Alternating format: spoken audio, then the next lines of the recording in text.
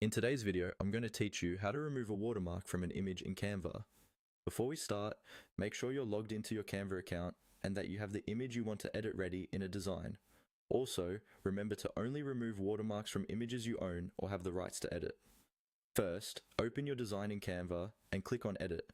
This means selecting the image you want to work on so that Canva shows you the editing options.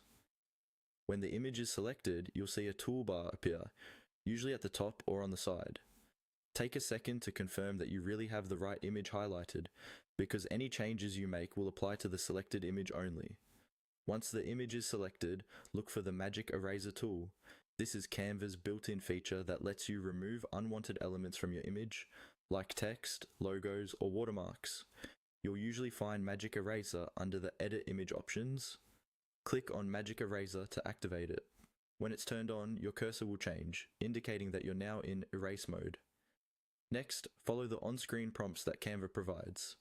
These prompts will usually guide you on how to use the Magic Eraser, such as telling you to brush over the part of the image you want to remove. Carefully move your cursor over the watermark area and start brushing. Try to stay as close as possible to the watermark itself without going too far into the parts of the image you want to keep. You can usually adjust the brush size if needed, making it larger for big areas or smaller for more detailed work. Take your time here. Neat, controlled strokes generally give better results. As you brush over the watermark, Canva will analyze the surrounding pixels and automatically fill in the space where the watermark used to be. If the preview doesn't look quite right, don't worry. You can undo and try again, or zoom in to be more precise. Keep following any hints or suggestions that appear on screen until you're happy with how the image looks. When you're satisfied with the area you've brushed over, click on Erase to confirm the removal. This applies the changes and finalizes the edit.